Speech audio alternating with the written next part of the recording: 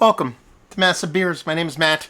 We do the beer stuff here, and this qualifies for a Massive Beer Review Classic. Haven't reviewed it before. It's been around quite some time, but I have not had it in many a year.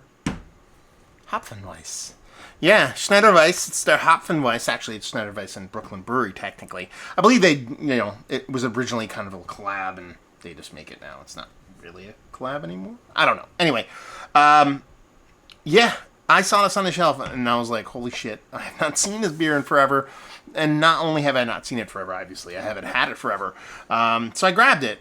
It has a little bit of time on it, but I think we should be okay. What are we dealing with here? Hopfenweisse is a bottle-fermented Weizen Doppelbock. Intense flavors, unfiltered ale. 8.2%. It says Tap 05. That's the kind of... I forget what that means, actually. I don't know why. Hopfenweisse originates from a collaboration between Schneider Weisse and Brooklyn Brewery. Together we created a pale Weizenbock, robust dry hopped with a Hallertau Saphir hops, a bold, fruity wheat beer that exceeds all expectations. This does have some time on it. Now, it is a higher ABV Weizenbock. That shouldn't be a problem. It is, a hopped up beer, so we'll see how it goes. I think we should be all right. It looks like this bottle is from March of 2021. So we're talking about, 2 years plus on this sucker. Done. Classic Schneider Weisse kind of labeling. Do I have a bottle opener? That would be a good thing for me to have. You figure I have all these drawers with a shit. I know I have one. Where the hell did I put it? Well. I don't know where I put it. Let's go old school. My trusty knife I always opens bottles easily. There we go. Anyway, so yeah. It is the 19th of August, 2023. I have not had a Weizenbock in quite some time, so that in and of itself I'm kind of excited about. Now, Weizenbock, for me, usually they come off quite a bit darker than this, but it also depends, how you can make it. So it's not that it's off as far as color goes. Just has that rich kind of caramel and color. There's a decent amount of sediment floating around in that sucker. It's off-white, south khaki colored head, and just looks like a rich, full kind of beer. The way that carbonation is lifting and turning and churning the particulate. I don't know if you can actually make that out on the camera. It's quite mesmerizing, actually, and just like a pretty unfiltered beer. It's good nose.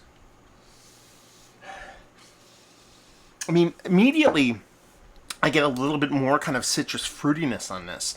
A lot of these old school kind of European hops, the Saphirs, the, what's the other one they talked about on here?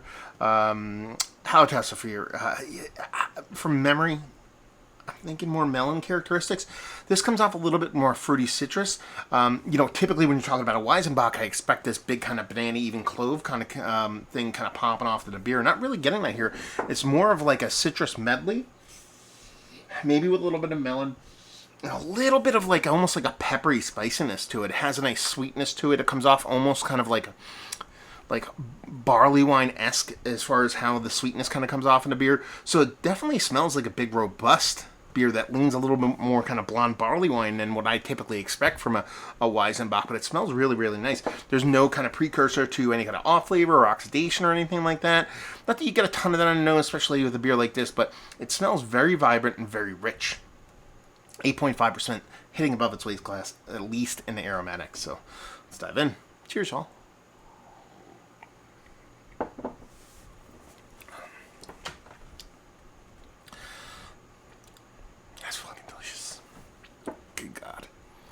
These are the beers I don't drink, This is the whole purpose of this Massive Beer Review Classics.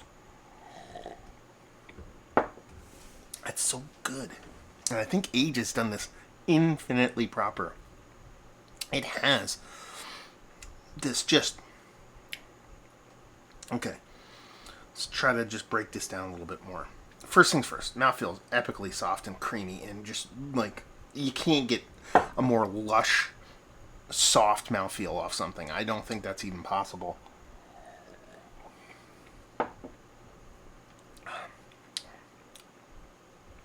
So you get this creaminess, you get this lushness out of it. But then it has this kind of, I know it's kind of, intuitive here, but it has this very clean, quick finish on it. Bock-esque, kind of lager-esque. It very much comes off like somewhere a blend between like a blonde barley wine. What was I gonna say? It was like a blonde barley wine meets like a Belgian triple kind of vibe going on here.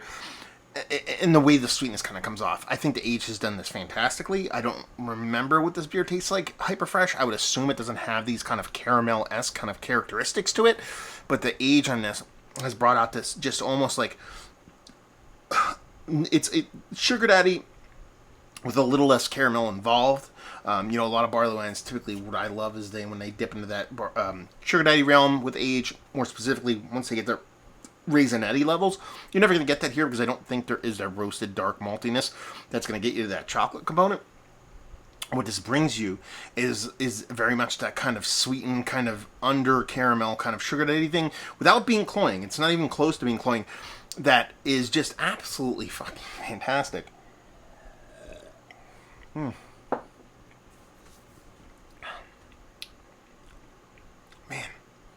that is really, really good. There's a spiciness here. It's north of peppery spiciness. It definitely has to be from a combination, I'm guessing, a combination of yeast and hops. Those little bit aged of hops past, left a little bit of bittering behind. It has this little spicy component on top of what the yeast are using for this. And just really, it's just, the word lush just keeps coming to mind. It just has the combination of the mouthfeel, the way the sweetness comes off, how this beer kind of rings. It's very much blind. I don't think I go Weizenbock on this. It has that clovey portion of the show that I typically expect. That's that spiciness. Again, I think that's actually part of the spiciness. But it really lacks that banana phenolic that I typically get from almost all Weizenbocks. And really just comes off as very much kind of like almost like a pseudo weird kind of Belgian triple with a little extra spiciness kind of kick to it. But that age component, which takes it over the top, makes it something a little bit more kind of richer, a little bit more kind of decadent, a little bit more sultry. That's a good word to put on there. Yeah, I think this is absolutely fucking fantastic. Yeah, just this, and there's a lingering spicy bitterness. Almost to the point where I'm getting a little nervous because I actually get this kind of clove allergic reaction right now. And I think it's a combination of the yeast and the bittering. It's kind of mimicking a big clove component for me. So I'm kind of like, am I going to have to take some Benadryl right now? But I don't care. Super tasty. We're drinking the shit out of this. And honestly, not what I expected. Like I said, it's been decades. Not decades, but several years since I've had this beer. I think it came out originally in the mid-2000s. I don't remember it being like this. I really, really don't. A lot of times when we dive into these massive beer review, classic-esque kind of beers, there's no Merc ring on this. A little bit. Nothing too crazy. So, a lot of it is a lot of muscle memory recall. Diving into these beers and going, oh my God, I remember this. I remember loving this. I remember why I like this so much. I'm not getting any of that with this beer here.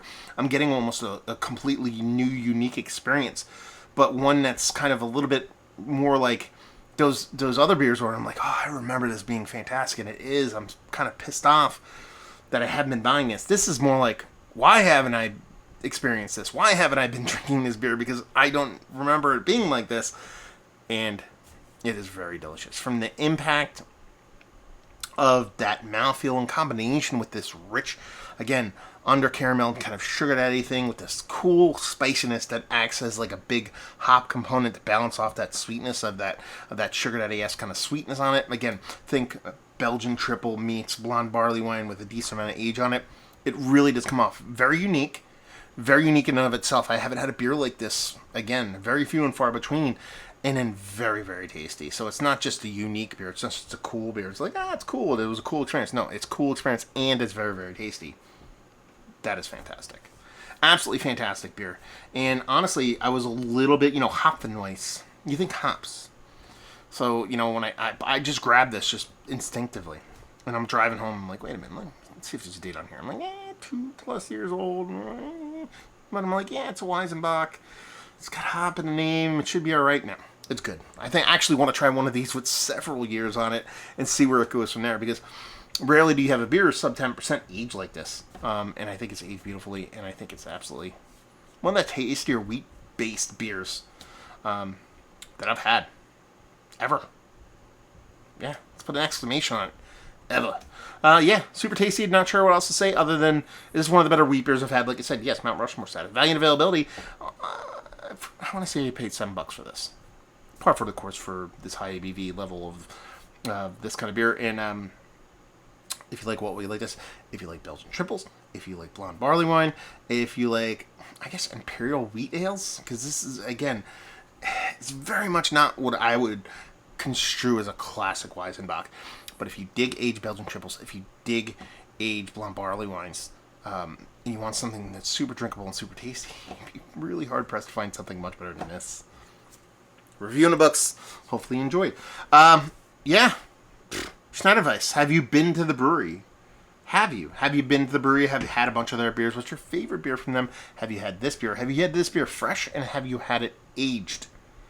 Both of those. Let's talk about that down there. Anything you want, you can put down there, but that specifically, let's talk. There you go. Review in the books. Hopefully you all enjoyed. Hopefully you're enjoying a little bit of surprise goodness right now. Hope to see you next time. Cheers, all.